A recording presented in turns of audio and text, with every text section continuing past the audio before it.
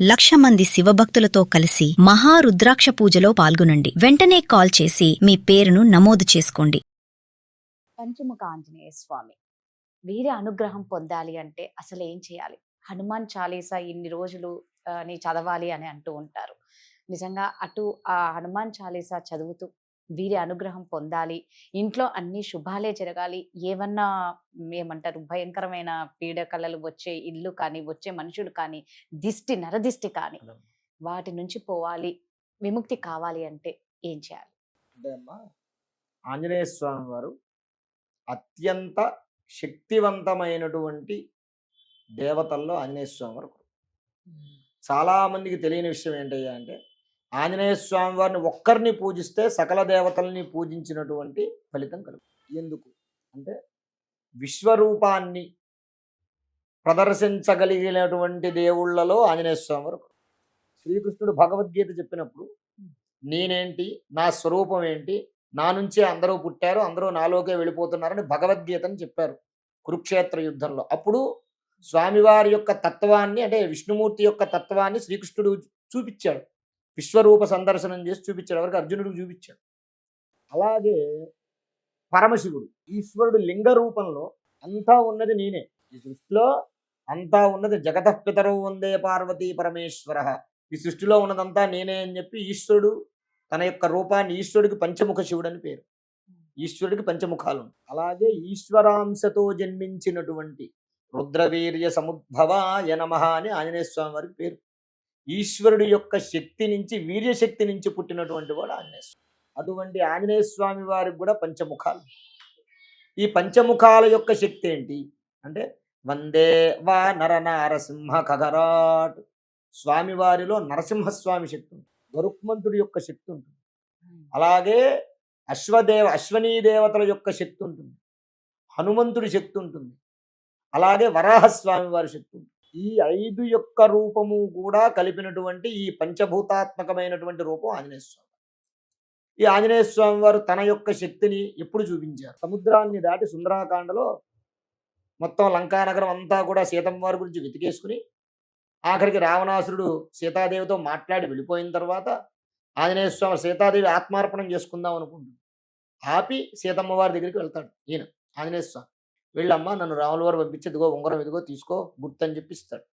అయిన తర్వాత సరైన ఆయన నేను నమ్మాను, రాముల వారిని వచ్చి ఈ రావణాసురుడిని సంహారం చేసి నన్ను తీసుకెళ్ళమని చెప్తుంది. ఎందుకు అక్కర్లేదు, నా భుజం మీద ఎక్కువ, నేను తీసుకెళ్ళిపోతానంటాడు.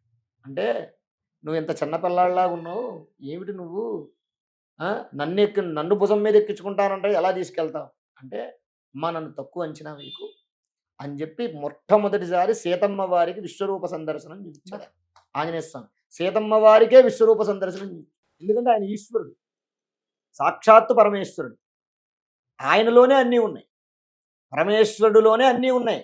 విష్ణుమూర్తి కూడా ఉన్నది శివుడిలోనే.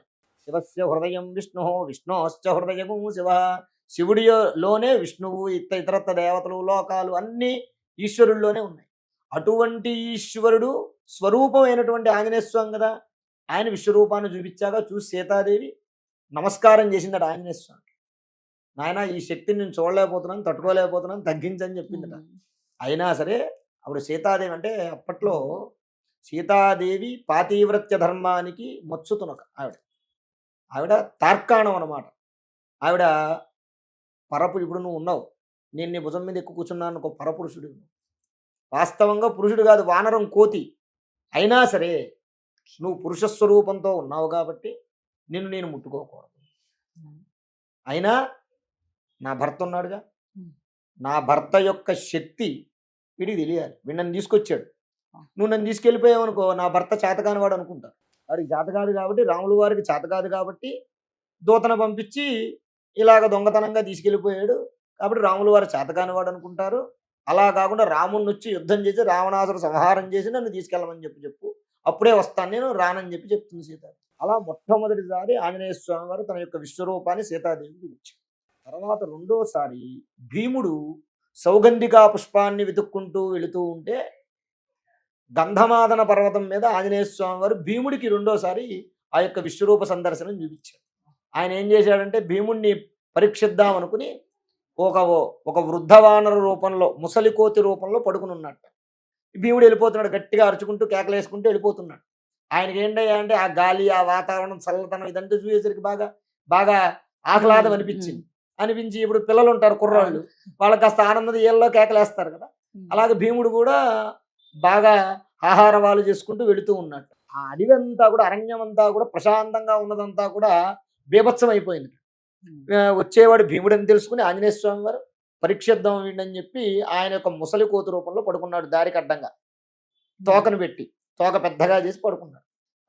ఆయన భీముడు వెళుతూ వెళుతూ తోక ఎప్పుడూ కూడా మనం కాళ్ళు దాటకూడదు అంటారు పెద్దవాళ్ళు, అలాగే తోక దాటకూడదు. ఆంజనేయ స్వామి అదే ఎవరికైనా సరే ఏదైనా జంతువు పడుకుందనుకో, ఓ తోక ఉందనుకోండి, తోక దాటకూడదు. ఎందుకంటే ప్రతి మనిషిలోనూ కూడా భగవంతుడు ఉంటాడు.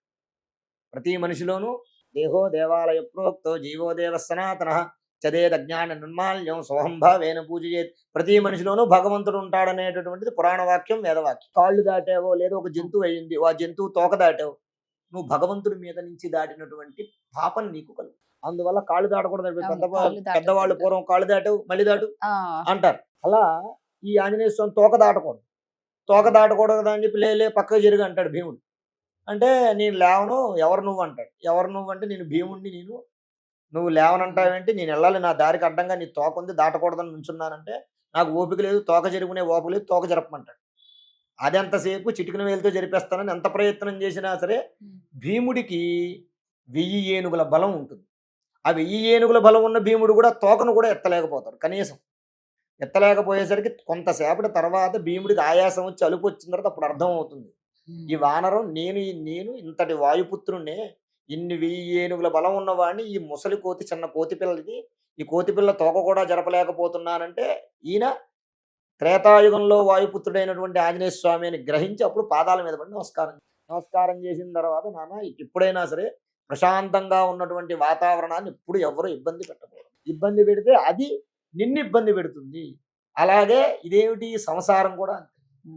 ప్రశాంతంగా ఉన్నటువంటి సంసారం ఉందనుకోండి, సంసారంలో కావాలని లేనిపోని స్వయంకృతాపరాధాలు చేసి ఎవడైనా ఆ సంసారాన్ని, ప్రశాంతంగా ఉన్న సంసారాన్ని నాశనం చేయాలనుకున్నాడు అనుకోండి, వాడు గడప కూడా దాటలేడు. అంటే జీవితంలో వాడికి ఎదుగు బదుగు ఉండదు. ఇక్కడ తోక దాటలేకపోయాడు కదా, అలాగ అడుగు కూడా వేలాడు అనమాట వాడు. అప్పుడు ఏం చేయాలి, భగవంతుడిని పాదాలు పట్టుకుంటే, ఇప్పుడు ఎప్పుడైతే భీముడు పాదాలు పట్టుకున్నప్పుడు తోక జరిపాడు కదా, అలాగా సంసారంలో కష్టాలు పడి ఇబ్బందులు పడేవాడు భగవంతుడు పాదాలు పట్టుకోవాలి. ఏదైతే ఈ కథ ఉందో ఈ కథకు అదే నిదర్శనం అనమాట. అలా భీముడు అడుగుతాడు అప్పుడు, అన్నయ్య అంటే అన్నగారు అవుతారు ఆంజనేయ స్వామి భీముడికి. సీతాదేవికి చూపించినటువంటి ఆ విశ్వరూప దర్శనం నాకు కూడా చూపించమని అడుగుతారు. అప్పుడు రెండోసారి విశ్వరూప దర్శనం చూపిస్తారు భీముడికి. అలా 2 సార్లు విశ్వరూప దర్శనం ఆంజనేయ స్వామి వారు చూపించారు పంచముఖ స్వరూపంగా. వందేవా నరనారసింహ ఖగరాటని మంచి ఆ పంచముఖ ధ్యాన శ్లోకం. ఎవరైతే పంచముఖ ఆంజనేయ స్వామి వారిని ప్రార్థిస్తారో వారికి పాంచభౌతికమైనటువంటి, అంటే ఈ పంచభూతాలలో ఎక్కడా కూడా ఎదురు అనేది ఉండదు. మనం ఎక్కడికి వెళ్ళినా విజయమే లభిస్తుంది. అలాగే చాలా మంది గుమ్మానికి పెట్టుకుంటారు ఇళ్ళకి, అంటే ఆంజనేయ స్వామి వారి యొక్క రక్ష కోసం. అలాగే వాస్తుకు కూడా బయట ఎప్పుడైనా అంటే వీధి పోట్లు అలాంటివి ఉన్నప్పుడు కూడా వినాయకుడి విగ్రహం లేదా వినాయకుడి ఫోటో పాటు ఈ ఆంజనేయ స్వామిని కూడా పెట్టుకుంటారు. పెట్టుకోవడం వల్ల ఏంటయ్యా అంటే బయట నుంచి వచ్చేటటువంటి చెడు మన ఇంటి మీదకి రాకుండా ఆ ఆంజనేయ స్వామి వారు, పంచముఖ ఆంజనేయ స్వామి వారి శక్తి, మామూలు ఆంజనేయ స్వామి వారు అంటే మామూలు శక్తి, పంచముఖ ఆంజనేయ స్వామి శక్తి అంటే ఇంక తిరుగులేదు దానికి. కాబట్టి అటువంటి తిరుగులేని శక్తి మనకి మన కుటుంబానికి రక్షగా ఉంటుంది. కాబట్టి పంచముఖ ఆంజనేయ స్వామి వారిని ప్రార్థన చేస్తారు. అలాగే హనుమాన్ చాలీసా చాలా విశేషమైనటువంటి స్తోత్రం. ఎవరైతే ఉదయము సాయంత్రము 2 పూట్ల పారాయణం చేస్తారో వారికి ఆంజనేయ స్వామి అనుగ్రహంతో ఎటువంటి భయాలు ఉండవు, ఎటువంటి కష్టాలు ఉండవు.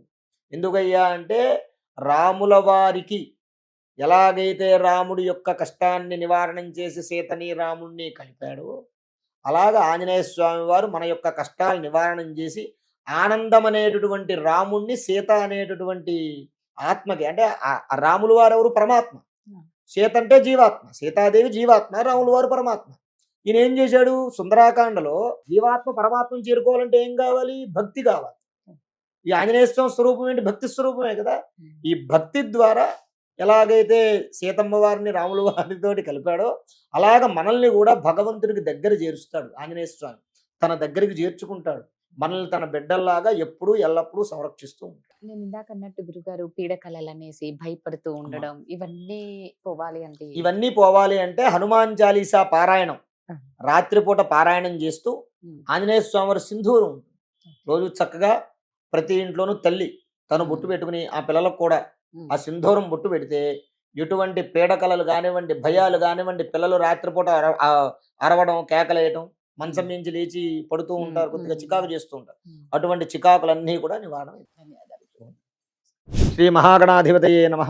ఆరోగ్యము, ఐశ్వర్యము, ఆనందము, ఆర్థిక లాభం ఇవన్నీ కలగాలంటే ఆగస్టు 11వ తారీఖు మంగళవారం రోజున మేము నిర్వహించేటటువంటి 1,00,000 రుద్రాక్షల పూజలో పాల్గొనండి. పరమేశ్వరుడి యొక్క అనుగ్రహం వల్ల సర్వ విధములైనటువంటి కష్టాలు నివారణమై ఐశ్వర్యాలు కలుగుతాయి. 1,00,000 రుద్రాక్ష పూజలో పాల్గొనేటటువంటి వారు స్క్రీన్ మీద స్క్రోల్ అవుతున్నటువంటి నెంబర్లకు కాల్ చేసి రిజిస్ట్రేషన్ చేసుకోగలరు.